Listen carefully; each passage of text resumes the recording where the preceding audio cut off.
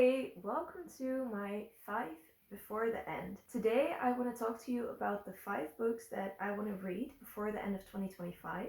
There has been this trend going on called the 10 before the end, but when I saw that I was like, oh, I'm not going to be able to participate in that. That's too many books. I'm not going to be able to read 10 books starting from the middle of November. That's just too many books. But then I saw Nicholas Nook, a booktuber, do this video idea with 5 before the end. So I wanted to do a little shout out to her because she is a great YouTuber, or booktuber. I started watching her 2 weeks ago because that's when I found a video of her for the first time. And I just think she has a really nice energy and I really like watching her videos. So yeah, I got this idea for 5 before the end from her. So I hope that's okay if I'm taking ideas from somebody else. But I saw everyone doing the 10 before the end and I was just like, no, I'm not gonna be able to do that. But then I saw her video and I'm like, yes, let's do 5 before the end. That sounds like something, a more reachable goal, you know? So obviously we're going into December, and in December I always like to read at least one Christmas related book. So one of the 5 books will be The Most Wonderful Crime of the Year by Ellie Carter. I don't exactly know what this is about. I think it's a bit of a mystery, but let's find out together. Okay, it says, perfect for fans of Knives Out and The Hating Game. This enemies to lovers cat and mouse game boosts serious stakeouts and charged makeouts. I didn't know this was gonna be spicy. Okay. I watched Knives Out and I thought that was really nice. It's like kind of a Cluedo type of thing, you know? I used to play Cluedo a lot with my sister and my brother, so I feel like that's gonna be really fun. I'm definitely intrigued and I really want to get to this one. And then another book I want to get to is Bride by Ellie Hazelwood. And obviously there's a vampire and a werewolf on the front. And I don't know that much about it. I know Mate has recently come out, which is the second. I don't know if it's a duology or if it's going to be more than that, like a whole series. I'm not sure. But anything with vampires and werewolves, I'm here for it. I really like Twilight and those type of books. I don't know, I'm just really into it. I have heard people mention that there's like spice in this book, but weird spice.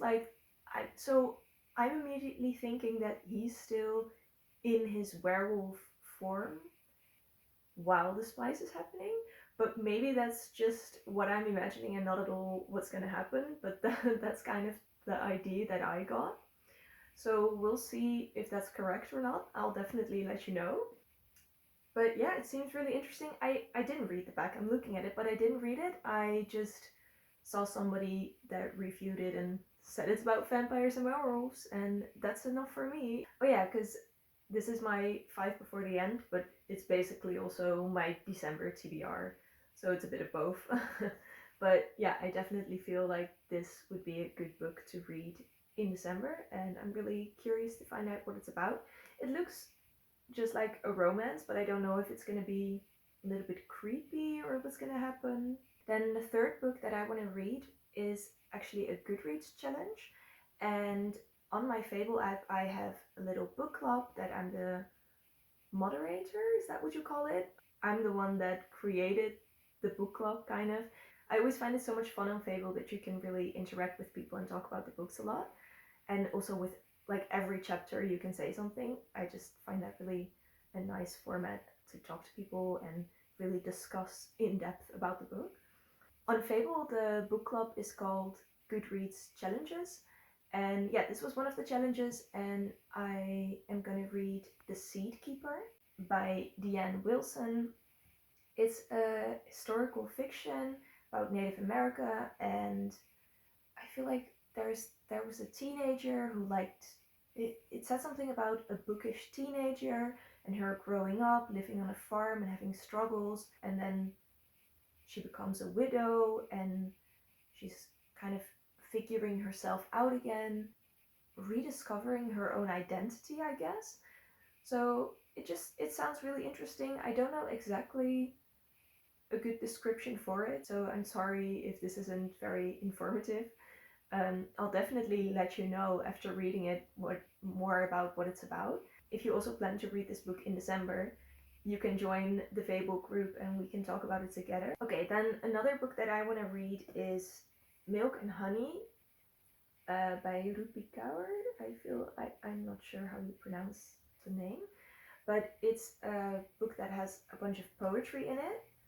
So I can show you, like, sometimes it's shorter and sometimes it's a bit longer, and it has these little drawings with it. So I don't know, I just think that's really cute. And I thought it was nice to add this to the TBR because that way I can just read one poem. I can read one poetry. No, I thought it was nice because then I can read one poem and then just pick up another book and I can just read this in between. And also it's short, so that way I would be able to actually finish it. I can tell you what it says on the back. This is the journey of surviving through poetry. This is the blood, sweat, tears of 21 years. This is my heart in your hands. This is the hurting, the loving, the breaking, the healing. And I don't know if you can see, but it has like a few black pages, and I'll show you. Like here it says the loving, and then near the end it says the healing. So I feel like those are the chapters. When I bought it, I actually just opened it up and read one or two of the little poems to see if I like the writing. Because with poems, it's hit or miss. Sometimes it's just like, sometimes it's like 3 sentences and that's it. And I remember reading some poetry and I really felt like this is just a random sentence and it doesn't connect. I don't connect to it, or it doesn't mean anything to me. But reading this one, I just read a few, like 2 or 3 while I was still in the bookstore. And I remember, I don't remember what the poem was, but I read it and then I got goosebumps. I'm like, okay, well, then it needs to come home with me because I feel like it was only like 3 or 4 euros.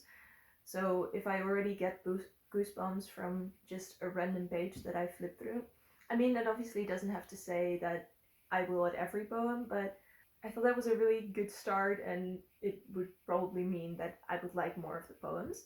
So I'm really interested in getting to this one.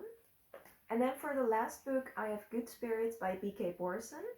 And I'm actually going to read this with another little book club.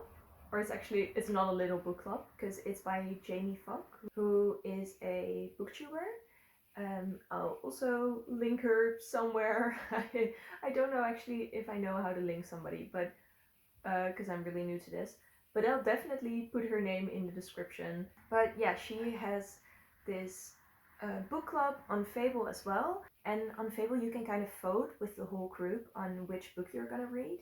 So I feel like 40 or 50% of the people voted to read Good Spirits.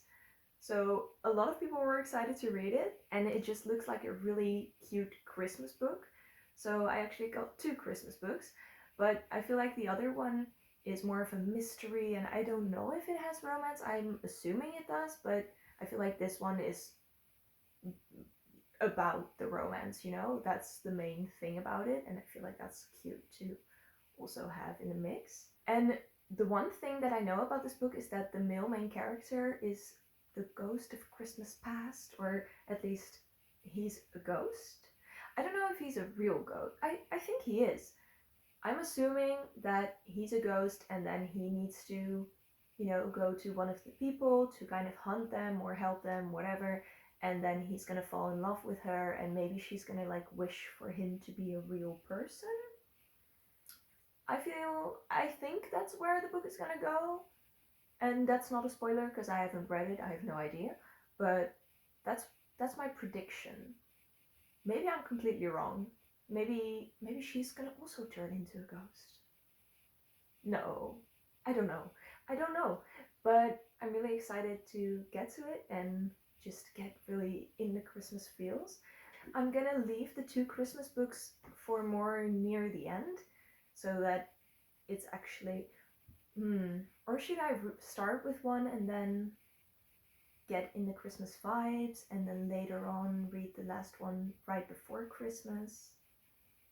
I don't know. How do you always do it? Do you read the Christmas books right at the start of December, or do you wait until it's more near the actual Christmas days? Let me know if you choose to usually read it at the start of December or really when it gets close to Christmas. Okay, so these are the 5 books that I really want to get to before the end of 2025. Let me know if there are any books that you really want to get to, and do you have like 10 books you really want to get to, or are you also going to stick to 5 because you feel like it's more realistic, or maybe 1?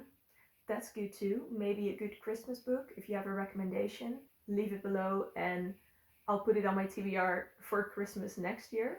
But these are actually the only 2 Christmas books that I had my eyes on, so I have nothing planned for next year, which is very far away, but you can let me know. I'll put it on my TBR.